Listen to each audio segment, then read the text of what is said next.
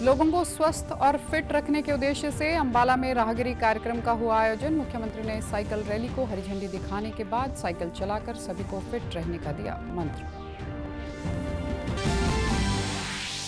केंद्रीय ऊर्जा, आवास एवं शहरी मामले मंत्री मनोहर लाल ने नई दिल्ली में हरियाणा में सुशासन सहयोगी कार्यक्रम के 8 वर्ष पूरे होने के उपलक्ष्य में आयोजित कार्यक्रम में की शिरकत।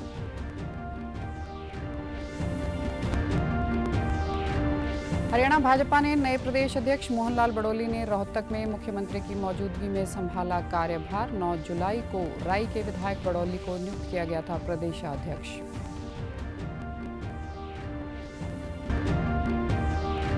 और महेंद्रगढ़ में 16 जुलाई को आयोजित होने वाले पिछड़ा वर्ग अभिनंदन समारोह में केंद्रीय गृह मंत्री अमित शाह करेंगे शिरकत। मुख्यमंत्री नायब सिंह सैनी ने तैयारियों का लिया जायजा। नमस्कार, मैं हूं आरजू। अब समाचार विस्तार से। लोगों को स्वस्थ और फिट रखने के उद्देश्य से आज अंबाला के हर्बल पार्क में राहगिरी कार्यक्रम का आयोजन किया गया। इस दौरान मुख्यमंत्री नायब सिंह सैनी ने साइकिल रैली को हरी झंडी दिखाने के बाद स्वयं साइकिल चलाकर सभी को फिट रहने का मंत्र दिया। इस मौके पर मुख्यमंत्री ने कहा कि राहगिरी कार्यक्रमों में प्रेम और एकता की भावना जागृत होती है। आज पूरा शहर एक स्थान पर उमड़ा है और अलग अलग स्टॉल लगाकर युवाओं को जागरूक करने का कार्य किया गया है। उन्होंने कहा कि पीएम मोदी की तर्ज पर हरियाणा में भी एक पेड़ मां के नाम मुहिम शुरू की गई है। आज जिस तरह से तापमान बढ़ रहा है, हमें प्रण लेना चाहिए कि परिवार में कोई भी कार्यक्रम हो, हम एक पेड़ जरूर लगाएंगे। इस मौके पर पर्यावरण संरक्षण के मुद्दे पर चित्रकला प्रतियोगिता, सांस्कृतिक कार्यक्रम और कई खेल गतिविधियां भी करवाई गई। मुख्यमंत्री ने 5 खिलाड़ियों को सम्मानित करने के साथ ही दिव्यांगों को ट्राईसाइकिल भी वितरित की।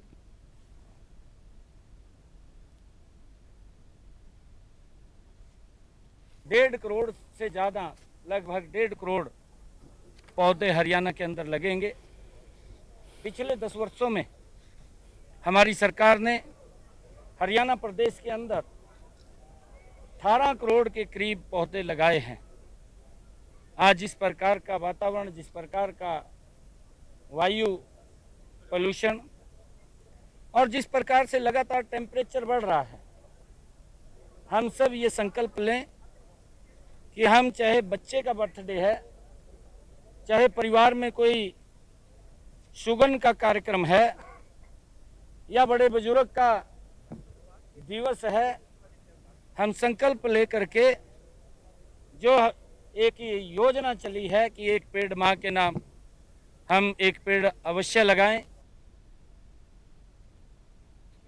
वहीं राहगिरी कार्यक्रम में शामिल छात्रों व स्थानीय लोगों ने प्रशासन की सराहना करते हुए कहा कि ऐसे आयोजन से लोगों में स्वास्थ्य के प्रति जागरूकता आती है। साथ ही उन्होंने कहा कि वे भी एक पेड़ मां के नाम अभियान के तहत अधिक से अधिक पौधारोपण करेंगे। करेंगे ना, बड़ा करेंगे, बहुत ही अच्छे होते हैं। हम अपने स्टेडियम में लगाने के लिए लेके जा रहे हैं सारे। और यहाँ पे राजगिरी कार्यक्रम मुझे देखने आई और मुझे बहुत अच्छा लग रहा है। यहाँ पे हमने यहाँ से पौधा भी लिया और हमें बहुत अच्छा लग रहा है यहाँ पे आकर। मुख्यमंत्री नायब सिंह सैनी ने आज सोनीपत के गांव भैरा बांकीपुर में वीर शिरोमणि महाराणा प्रताप की प्रतिमा का अनावरण किया। इस अवसर पर भाजपा के प्रदेशाध्यक्ष व राई से मोहनलाल बड़ोली, पद्मश्री कमल सिंह चौहान, भाजपा जिलाध्यक्ष जसबीर दोदवा सहित अनेक गणमान्य लोग मौजूद रहे। इसके बाद मुख्यमंत्री ने 112 करोड़ रुपए की 14 परियोजनाओं का उद्घाटन व शिलान्यास भी किया। मुख्यमंत्री ने कहा कि प्रदेश सरकार लगातार लोगों के हित में काम कर रही है। आने वाले विधानसभा चुनाव में एक बार फिर भाजपा की सरकार बनेगी। साथ ही उन्होंने विपक्षी पार्टियों पर भी जमकर निशाना साधा। मुख्यमंत्री ने एक पेड़ मां के नाम अभियान के तहत पौधारोपण भी किया। आज सोनीपत के चारों तरफ नजर डालेंगे तो आपको 4 लाइनिंग रोड दिखाई देंगे। मैं चारों तरफ की बात कर रहा हूं। 2014 से पहले आप नजर उठा करके देखिए, एक रोड के ऊपर ही हमें चलने में कितनी दिक्कत होती थी। ये 4 सीट पेश कर रहा है, अपनी तरफ देख ही नहीं रहा। ये कौन सी 4 सीट पेश कर रहा है? और यात्रा कहाँ लेकर के निकलूंगा? गाड़ी के अंदर बापू बेटा रहेंगे, कोई और नहीं रहेगा। भाइयों, मैं आज इस आपके गांव के अंदर कह रहा हूं, कोई और नहीं रहेगा। अरे झूठ बोलते हैं, इतना बड़ा झूठ बोला कि संविधान को खत्म कर देंगे। केंद्रीय ऊर्जा, आवासन एवं शहरी विकास मंत्री मनोहर लाल ने कल नई दिल्ली में सुशासन सहयोगी कार्यक्रम के 8 वर्ष पूरे होने के उपलक्ष्य में आयोजित कार्यक्रम में बतौर मुख्य अतिथि शिरकत की। इस दौरान उन्होंने कहा कि वर्तमान समय में शासन प्रशासन के सामने आ रही चुनौतियों का सामना करने के लिए नए युवा पेशेवरों का विजन अत्यंत महत्वपूर्ण है। इसलिए युवा पेशेवरों के ज्ञान का उपयोग कर शासन को आधुनिक जरूरतों के अनुसार चलाया जाना अति आवश्यक है। उन्होंने कहा कि शासन में कई बार कठोर फैसले लेने पड़ते हैं, लेकिन आम जनता के हित में इन फैसलों के परिणाम हमेशा सुखद रहे हैं। उन्होंने कहा कि साल 2035 तक देश में बिजली की वर्तमान मांग दोगुनी हो जाएगी और हाउसिंग में 130 करोड़ जनता को मकान उपलब्ध करवाने होंगे। इन बड़े लक्ष्यों को प्राप्त करने के लिए नए युवा पेशेवरों के विशेष सहयोग की आवश्यकता रहेगी। एक बात मैं कह सकता हूं कि यहाँ कोई बंधन नहीं था कि आप ये काम करेंगे तो आपकी ड्यूटी पूरी मानी जाएगी, ये काम नहीं करेंगे तो आपकी कोई सैलरी कट जाएगी या छुट्टी कट जाएगी। एक वॉलंटरी करने वाला काम, सेल्फ इनिशिएटिव से करने वाला काम, कुछ लर्न करने के लिए, कुछ समाज में अच्छा काम करने के लिए ये मानस हमारा 1 साल में बनता है। हो सकता है जिस दिन पहले दिन आपने ज्वाइन किया हो उस दिन इतनी क्लैरिटी सीएम जीजीए को भी ना हो। और मुझे तो कई परिवार के लोगों ने भी कहा, आपके परिवार के लोग यहां सब आए हुए, उन्होंने कहा कि जिस दिन सीएम जीजीए बना उस दिन तो हमको ही नहीं लगता था ये है क्या चीज, कहां जाएंगे, क्या करेंगे, इनका फ्यूचर क्या है।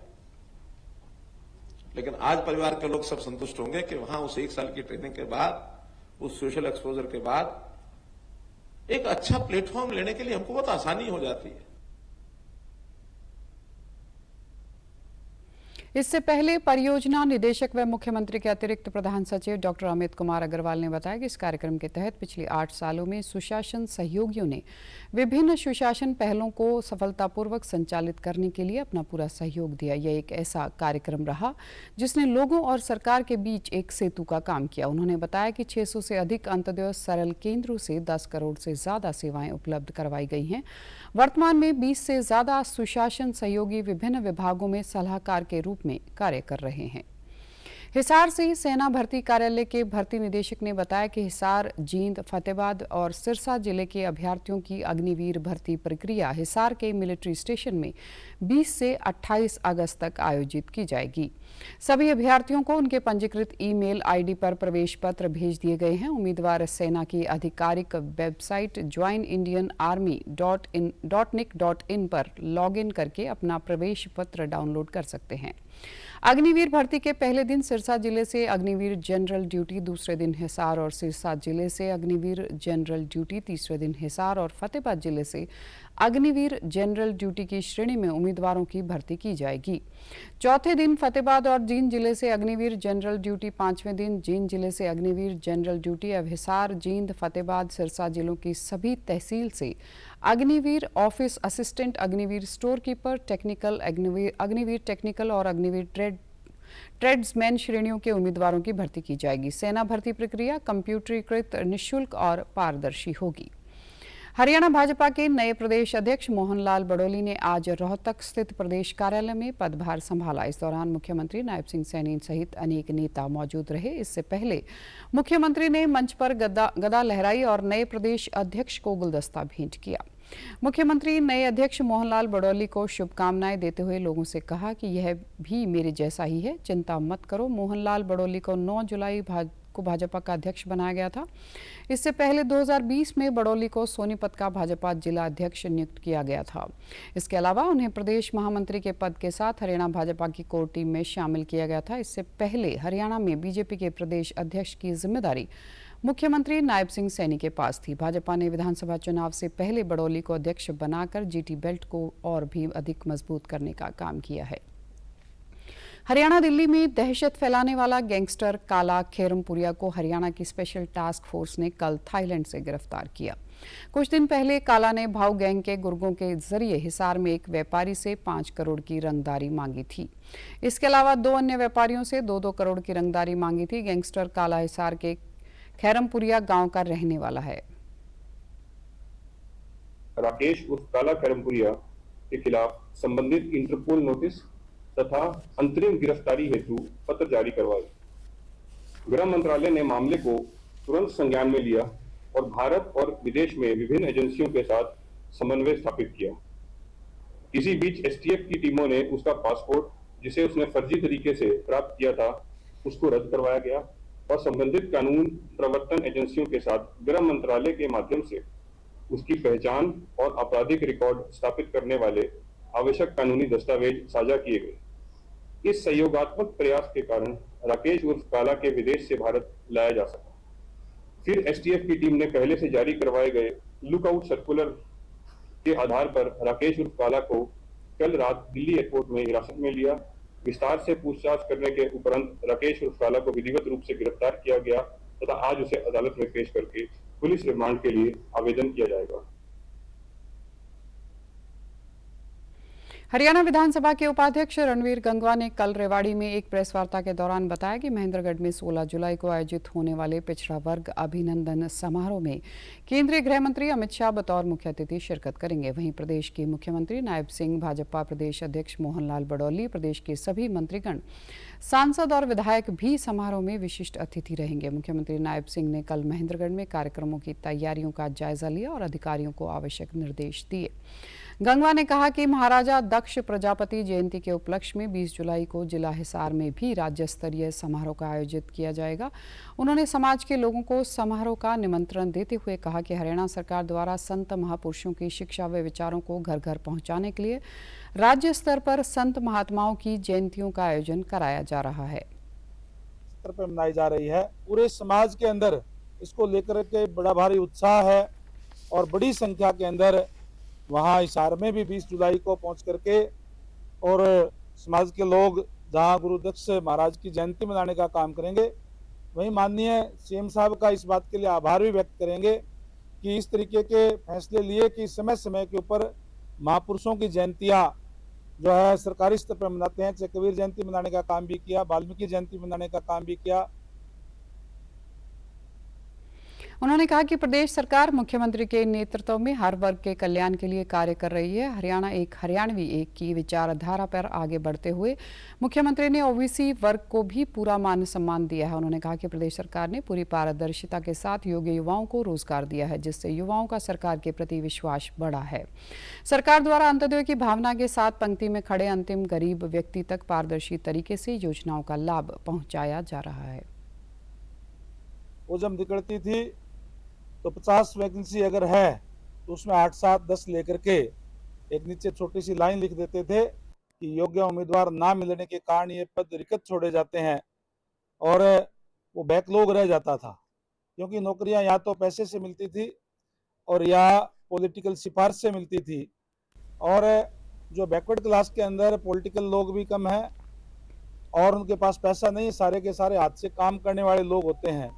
मैं धन्यवाद करूंगा माननीय नायब सैनी जी का, हमारे माननीय मुख्यमंत्री का, जिन्होंने 23 जून को गुड़गांव के अंदर मीटिंग बुला करके उसके अंदर घोषणा की कि हम जो क्रीमी लेयर है उसकी आय सीमा 8 लाख रुपए कर रहे हैं और उसके अंदर एग्रीकल्चर की और सैलरी की इनकम काउंट नहीं होगी।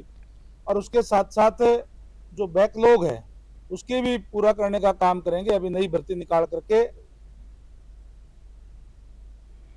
पूर्व मुख्यमंत्री व कांग्रेस नेता भूपेंद्र सिंह हुड्डा ने कल रोहतक में व्यापारियों से मुलाकात कर उनकी समस्याओं को सुना। बाद में पत्रकारों से बातचीत में भूपेंद्र सिंह हुड्डा ने कहा कि वर्ष 2014 में हरियाणा प्रति व्यक्ति आय, प्रति व्यक्ति निवेश, कानून व्यवस्था, खेल और नौकरी देने के मामले में नंबर 1 था, लेकिन आज बेरोजगारी के मामले में नंबर 1 है। उन्होंने पेरिस ओलंपिक में जाने वाले हरियाणा के खिलाड़ियों की शुभकामनाएं देते हुए कहा कि कांग्रेस की शासनकाल में बनाई गई खेल नीति में भी मौजूदा प्रदेश सरकार ने बदलाव कर दिया है। प्रदेश के कई खिलाड़ियों को खेल नीति के मुताबिक भी अभी तक इनाम राशि नहीं मिली है। उन्होंने मांग की कि प्रदेश सरकार को खिलाड़ियों को प्रोत्साहन देना चाहिए।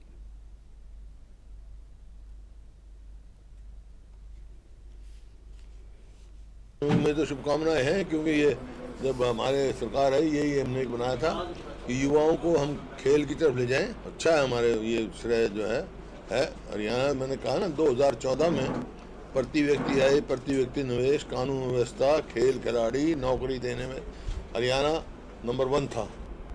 आज बेरोजगारी में ये जो हमारी खेल नीति थी उसमें भी तब्दील कर दिया। बहुत सारे खिलाड़ियों के इनाम पड़े हैं जो उनको नीति के हिसाब से मिलना चाहिए, अब भी नहीं मिल रहा है। सरकार को तुरंत सबका देना चाहिए और खिलाड़ियों को प्रोत्साहन देना चाहिए।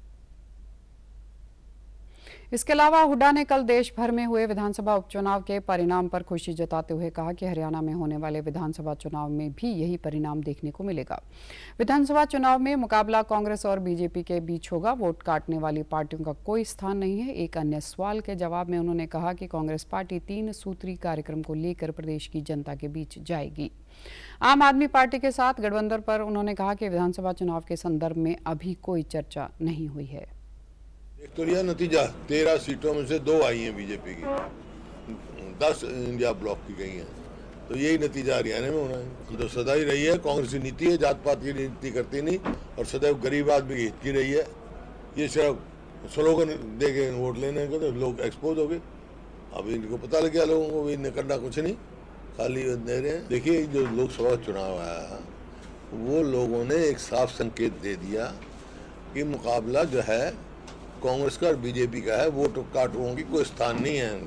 वो समझते हैं कौन वोट काटे कौन नहीं काटे। ये कार्यक्रम आज उसी कार्यक्रम में जा रहे हैं और घर घर जाएंगे। इनके 3 मुख्य कारण होंगे उनके, इनकी विफलताएं और जो घोषणा पत्र में लेंगे लोगों की बात जानना भी क्या होना चाहिए। और तीसरा जो है जो हम संकल्प ले चुके हैं वो घर घर तक पहुँचाएंगे।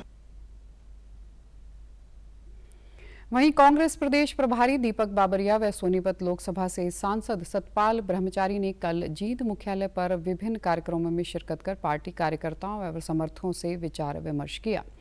दीपक बाबरिया ने सबसे पहले अनुसूचित जाति वर्ग के लोगों से बैठक कर कहा कि विधानसभा चुनाव में हर वर्ग के हितों का पूरा ध्यान रखा जाएगा। इसके बाद पत्रकारों से बातचीत में उन्होंने इनेलो बसपा गठबंधन पर कहा कि यह भाजपा की बी टीम के तौर पर कार्य कर रहे। उन्होंने दावा किया कि आगामी विधानसभा चुनाव में कांग्रेस को स्पष्ट बहुमत मिलेगा।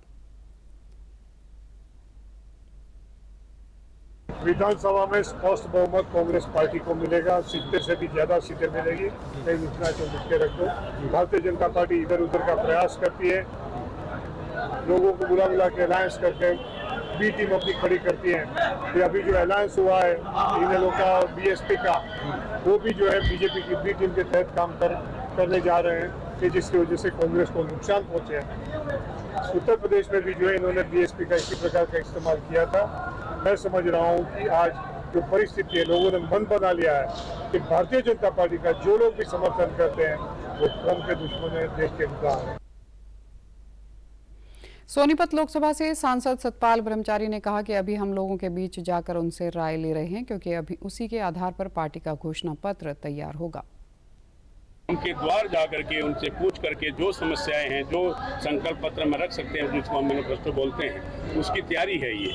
और संविधान के प्रति में क्या, संविधान में क्या आपके लिए हो सकता है अच्छे से अच्छा, उसी की न्याय यात्रा पूरे हरियाणा में चलेगी। जिसमें जो सभी हमारा जो मैनिफेस्टो आएगा उसमें रखने के लिए सबकी जो भी समस्या है उसके समाधान के लिए, उनके सुनने के लिए ये कांग्रेस ने तय किया है कि घर घर जाके जो हमारा संकल्प पत्र बनेगा सबसे पूछ के बनेगा।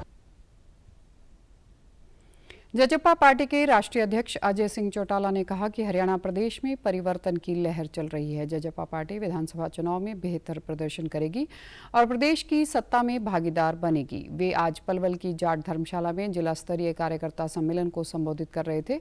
इस अवसर पर जिला अध्यक्ष देवेंद्र सौरोत, प्रवीण डुड्डी सहित पार्टी के पदाधिकारी एवं कार्यकर्ता मौजूद रहे। अजय चौटाला ने कहा कि पूर्व मुख्यमंत्री दुष्यंत चौटाला ने प्रदेश के युवाओं के हक की लड़ाई लड़ी। वहीं विपक्षी दल लोगों को भ्रमित करने का काम कर रहे हैं, इसलिए कार्यकर्ता सम्मेलन के दौरान पार्टी कार्यकर्ताओं को आगाह करने का काम किया है। उन्होंने कहा कि भाजपा ने पिछले विधानसभा चुनाव में 75 पार का नारा दिया था और लोकसभा चुनाव में 400 पार का नारा दिया था, लेकिन जनता ने भाजपा को सिरे से नकार दिया है।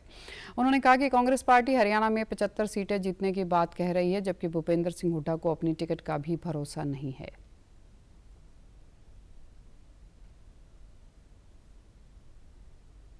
पार्टी के बीच प्रोग्राम लोगों के बीच में लेकर के जा रहे हैं। हमारी उपलब्धियां जहां बता रहे हैं वही सरकार की बेकायदगियों को लोगों के समक्ष लेकर के जा रहे हैं। अपोजिशन के लोगों ने जो दुष्प्रचार किया उससे लोगों को आगाह कर रहे हैं। प्रजातंत्र में ये फैसला जनता जनार्दन करती है।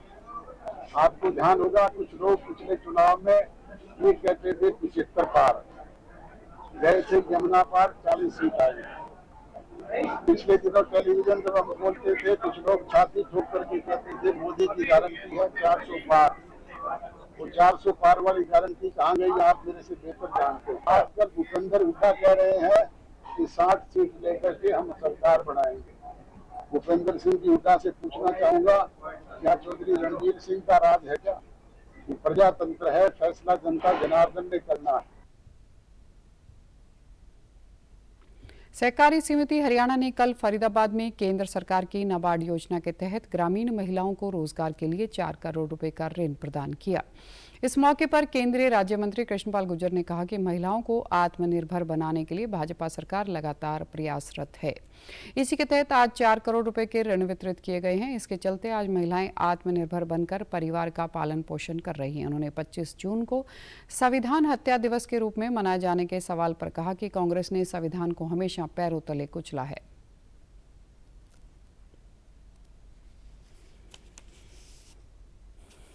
मोदी सरकार ने पहले 1 लाख थे, अब 1 करोड़ हो गए हैं। हर सेल्फ हेल्प ग्रुप से हमारी 10 बहनें जुड़ी हुई हैं, यानी कि आज देश की 10 करोड़ बहनें सेल्फ हेल्प ग्रुप से जुड़कर वो अपने घर को का सारा प्रबंध कर रही हैं, घर को चला रही हैं। और मोदी सरकार ने उनको 8 लाख करोड़ रुपया अपनी बहनों को स्वरोजगार के लिए सेल्फ हेल्प ग्रुप को देने का था। ऐसे ही आज 800 बहनों को 200 ग्रुप में 4 करोड़ रुपया सैंक्शन किया गया। कुछ बहनों को बाकी आएंगी, कागज पूरे करेंगी तो मिलेंगी। वहीं सहकारी समिति के चेयरमैन हुकम सिंह भाटी ने बताया कि सरकार की इस योजना का लाभ लेने के लिए ग्रामीण क्षेत्र में 4 महिलाओं के एक समूह बनाना होगा।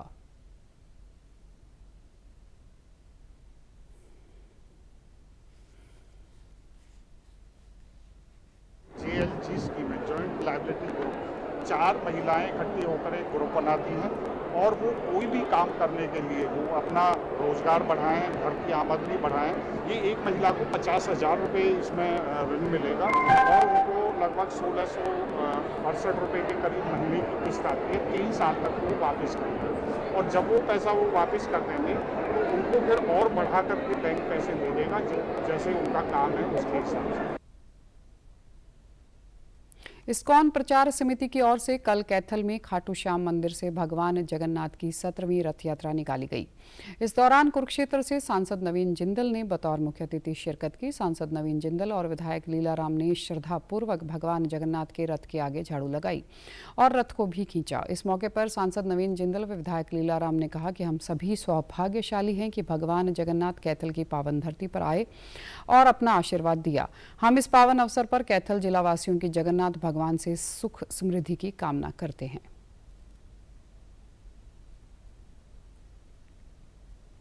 भगवान जगन्नाथ जी का जो है मुख्य सेवकों में से हूँ, उनका जो है जो मेन जो उनका जो नौकर हूँ मैं वो हूँ वहाँ पर, और वो मैं उसकी ड्यूटी निभाता हूँ। मैं अपने उड़ीसा के अंदर अंकुल में हमारा जो है देवभूमि के अंदर भगवान जगन्नाथ जी का मंदिर है। 15 तारीख को फिर वहाँ पे जा रहे हैं हम। वहाँ पे रथ यात्रा 15 तारीख को है वापसी की।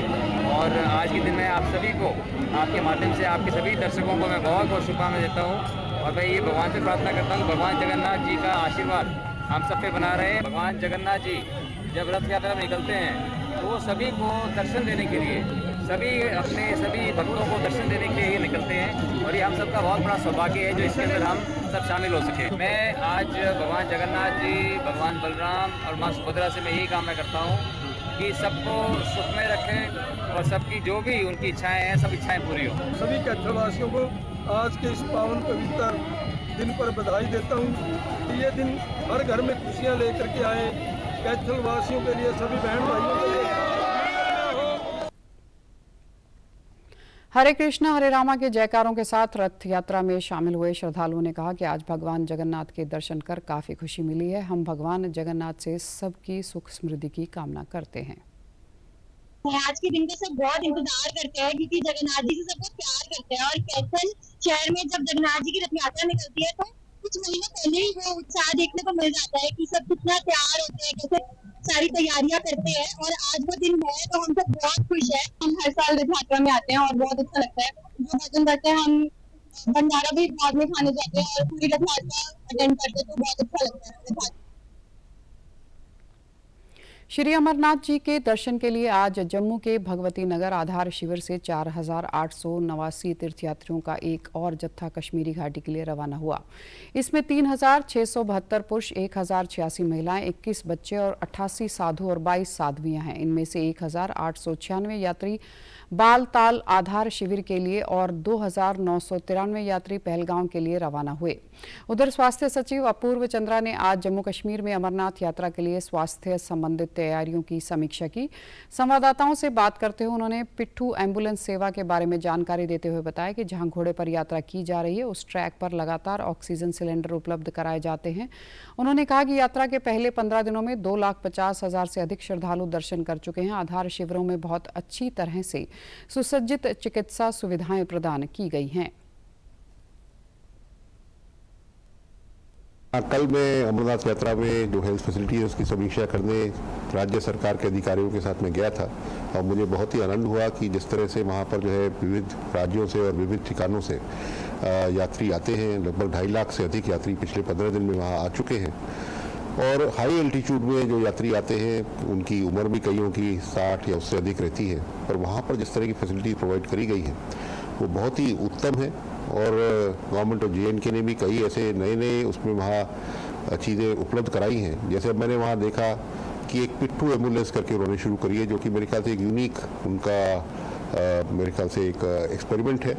एक पिट्ठू के ऊपर ही उन्होंने जो है ऑक्सीजन सिलेंडर रखे हैं और ये पिट्ठू 8 पिट्ठू बालतल की तरफ से और 8 पिट्ठू पहलगाम की तरफ से ये आगे पीछे यात्रा में चलते रहते हैं। तो अगर यात्रा में चलते हुए कोई भी यात्रियों उन्हें दिखा जो कि जिसको ऑक्सीजन की शॉर्टेज आ रही है तो उसको वहीं की वहीं उन्होंने उसके ऊपर ऑक्सीजन से उसका उपचार करते हैं। और बाकी भी उसके अंदर फर्स्ट एड के भी किट्स हैं, तो अगर कोई किसी का पैर मुड़ जाए या किसी को किसी तरह की तकलीफ हो तो वो वहीं की वहीं उसको प्रोवाइड कर सकते हैं और बाकी फिर इन्फॉर्मेशन देके डॉक्टर्स वगैरह को बुला लेते हैं। 31वें आम मेले के दूसरे दिन पिंजौर के यादविंद्रा गार्डन में फलों के राजा आम को राजसी अंदाज में प्रस्तुत किया गया। बड़ी संख्या में छात्र विभिन्न स्कूली प्रतियोगिताओं में अपनी प्रतिभा दिखाने के लिए कतार में खड़े दिखाई दिए। इस मेले में हर तरह के आम आए हैं और उनके नाम भी अनोखे हैं। इनमें शरणपुर, मलिहाबाद, लखनऊ आदि के आम उत्पादक भी पहुंचे। मेले में लखनऊ से आए ताब करीब 250 किस्मों के आम लेकर आए हैं। वह कहते हैं कि वे यहाँ आम बेचने नहीं आए बल्कि आम प्रेमियों को नए स्वाद और गुणवत्ता का अनुभव करवाने आए हैं। हम यहाँ गुलाब खास, मलिका गुलाब जामुन, सिंदूरी, रसपुनिया, विशेष आकर्षण मोदी व अंगूर आम लाए हैं। मैं यहाँ पे कम से कम 250 वैरायटी लाया हुआ हूँ। हमारे पास हुसनारा, गुलाब खास, दशहरी, चौसा, अंगूर दाना, मोदी मैंगो, चौसा, तमाम सी वैरायटी लाए हुए हैं, जिसको यहाँ पे हरियाणा, पंजाब और हिमाचल के लोग बहुत पसंद कर रहे हैं, बहुत देख रहे हैं। पुरानी वैरायटियों को दिखा रहे हैं तो लोग बड़े खुश हो रहे हैं। जी हम कुछ पौधे लाए हुए थे तो वो तुरंत ही लोगों ने पसंद इतना ज़्यादा था कि वहाँ पे एक पौधा बचे ही नहीं, सब लेके चले गए यहाँ पर से पौधे। यहाँ 200-400 पौधे लाए हुए थे हम यहाँ पे, सबने हर वैरायटी के पौधे लाए थे, सब लेके चले गए यहाँ से। मेले में आम के उत्पाद भी खूब बिक रहे हैं। हरियाणा और पंजाब के बागवानी विभाग और देश के अन्य हिस्सों से उत्पादकों द्वारा आम के अचार, हींग के स्वाद वाले आम के अचार, आम की चटनी, मुरब्बा जैसे कई दिलचस्प आम उत्पाद पेश कर रहे हैं। हरियाणा ग्रामीण आजीविका मिशन के मोरनी के स्वयं सहायता समूह की सदस्य मधु ने कहा कि 6 महीने पूर्व ही उन्होंने अचार मुरब्बे का काम शुरू किया है। खुशी स्वयं सहायता समूह नारायणगढ़ की अध्यक्षा ने बताया कि वे इस बार सेब, आंवला व हरड़ का मुरब्बा लाई हैं। आज हमने यहाँ पे मैंगो फेस्टिवल पे अपना अचार चटनी का स्टॉल लगाया है। इसके लिए हमने अपने जो हमारे स्वयं सहायता समूह बने हैं उसी से ही हमने अपना ऋण लेके ये अपना छोटा सा कारोबार शुरू किया है और यह काम करते हुए हमें लगभग 6 महीने हो चुके हैं। इससे पहले भी हमने अपने 1-2 स्टॉल जैसे अम्बाला में लगाया है। अचार और मुरब्बे का काम है। आज से 5 से 6 साल पहले मैंने शुरू किया था। जब छोटे लेवल से किया था कि मेरे गाँव में ही बना के बेचूँगी, जो गाँव में छोटे मोटे कोई भी लोग आके खरीद के ले जाएगा। तो उसके बाद मेरे को मैंगो मेले में, तीज मेले में आने का मौका मिला था। इस दौरान मोरनी में रेशी मशरूम उत्पादन कर रहे दर्शना देवी व वरिंदर बजवान ने बताया कि इस मशरूम औषधीय महत्व बहुत अधिक है। 6 महीने में फसल तैयार होती है।